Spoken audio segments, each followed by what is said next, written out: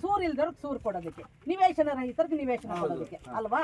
ನೀವು ಅದನ್ನ ಡೆಮಾಲಿಷ್ ಮಾಡಕ್ ಹೋದ್ರೆ ನಿಮ್ಗೆ ಯಾವ ಆದೇಶ ಇದೆ? ಯಾವ ಆದೇಶ ಮಾಡ್ತೀನಿ? ಆದೇಶನ ಮಾಡಿ ಹಂಗಾರೆ ಮಾಡಿದೀನಿ ಆದೇಶ. ತಗೊಳ್ಳಿ, ಕಾಪಿ ಬೇಕಿದ್ರೆ ತಗೊಳ್ಳಿ, ಆದೇಶ ಮಾಡಿದೀನಿ. ತಗೊಳ್ಳಿ, ಸರ್ಟಿಫೈಡ್ ಅರ್ಜಿ ಹಾಕೊಳ್ಳಿ, ಹಾಕಿ ಸರ್ಟಿಫೈಡ್ ಕಾಪಿ ಅಪ್ಲೈ ಮಾಡಿ ಸರ್ಟಿಫೈಡ್ ಕಾಪಿ ಕೊಡಿಸಿ. ಯಾಕೆ ಸರ್ಕಾರ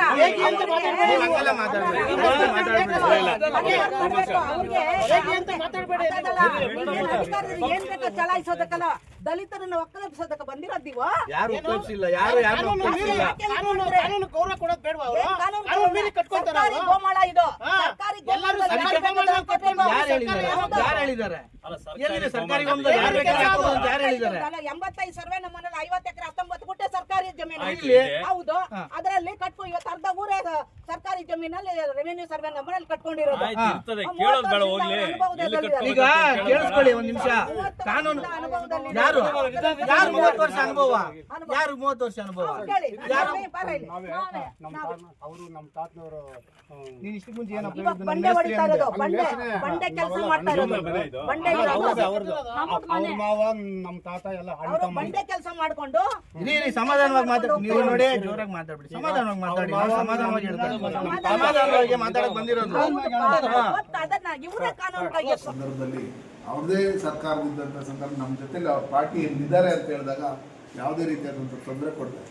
ನಮ್ಮ ಜೊತೆಲಿ ಇಲ್ಲ ಅಂತ ಬಂದಾಗ ಯಾವ ರೀತಿ ತೊಂದರೆ ಕೊಡ್ತಾ ಇದ್ದಾರೆ ಅದನ್ನೆಲ್ಲ ನಾವು ನೋಡಿದ್ದೀವಿ. ದೇವಸ್ಥಾನದಲ್ಲಿ ಪೂಜೆ ಮಾಡ್ತಾ ಇರ್ತಕ್ಕಂಥ ಪೂಜಾರಿಗಳನ್ನು ಒಕ್ಕಲೆಬ್ಸೋಂಥ ಕೆಲಸಗಳು, ಮನೆಗಳಿಗೆ ಅಲ್ಲಿ PDO ಎಲ್ಲ ರೀತಿಯಾದಂಥ ನೈನುಟೆಯನ್ನು ಕೊಟ್ಟು ಅವರಿಗೆ ಪಂಚಾಯತಿಂದ ಲೋನನ್ನು ಕೊಟ್ಟು 2 ಕಂತು ಹಣನೂ ಬಿಡುಗಡೆ ಮಾಡಿ ಇವತ್ತು ಆ ಮನೆಗಳನ್ನು ಹೋಗಿ ಆ ಕಲ್ಲು ಕುಟುಕರು ಕಲ್ಲು ಕೆಲಸ ಮಾಡ್ಕೊಂಡು ಬಡವರು ಇವತ್ತು ಏನು ಸಣ್ಣದಾಗ ಒಂದು ಮನೆ ಕಟ್ಟಿದ್ರು ಆ ಮನೆಗಳನ್ನು ಹೊಡೆಯುವಂಥ ಕೆಲಸಗಳನ್ನು ಇವತ್ತೇನು ಕಾಂಗ್ರೆಸ್ ಸರ್ಕಾರದಲ್ಲಿ ಸ್ಥಳೀಯವಾಗಿರ್ತಕ್ಕಂಥ ಶಾಸಕರು ಇದೆಲ್ಲ ಏನು ಮಾಡ್ತಾ ಇದ್ದಾರೆ, ಇದು ದ್ವೇಷದ ರಾಜಕಾರಣ ಅಂತ ಹೇಳ್ಬಿಟ್ಟು ಏನು ನನ್ನ ಮೇಲ್ನೋಟಕ್ಕೆ ಗೊತ್ತಾಗ್ತಾ ಇದೆ.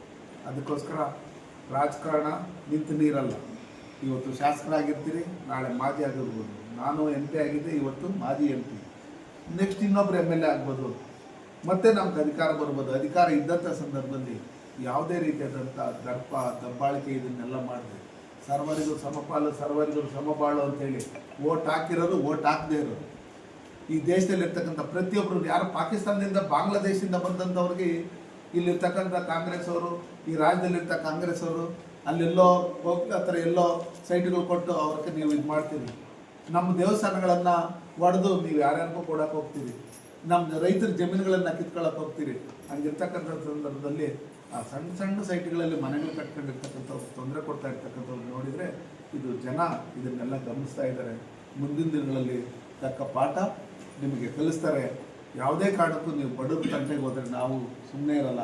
ನಾವು ಮುಂದಿನ ದಿನಗಳಲ್ಲಿ ಒಂದು ಒಳ್ಳೆಯ ಹೋರಾಟವನ್ನು ಮಾಡಿ ಈ ಬಡವ್ರನ್ನ ಒಕ್ಕಲೆಬ್ಸೋಂಥ ಕೆಲಸಗಳನ್ನು ಏನು ಮಾಡ್ತಾ ಇದ್ದಾರೆ, ನಿಮಗೆ ಯೋಗ್ಯತೆ ಇದ್ದರೆ ನೆತ್ತಿಗೊಂದು ಸೂರು ಅಂತೇಳಿ ಎಲ್ಲೆಲ್ಲಿ ಸರ್ಕಾರಿ ಜಾಗಗಳಿದೆಯೋ ಅಲ್ಲಿ ಒಂದೊಂದು ಸೈಟ್ ಕೊಟ್ಟು ಅವ್ರಿಗೆ ಮನೆ ಕೊಡಿ.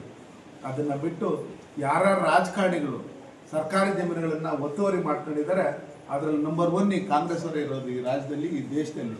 ಅಂಥವ್ರದ್ದು ಬಿಡಿಸಿ, ನೀವು ಅಂಥವ್ರದ್ದು ಬಿಡಿಸಿ. ಈ ಜಿಲ್ಲೆಯಲ್ಲಾಗಿರ್ಬೋದು, ಈ ಜಿಲ್ಲೆ ಕರ್ನಾಟಕದಲ್ಲಾಗಿರ್ಬೋದು, ದೇಶದಲ್ಲಾಗಿರ್ಬೋದು.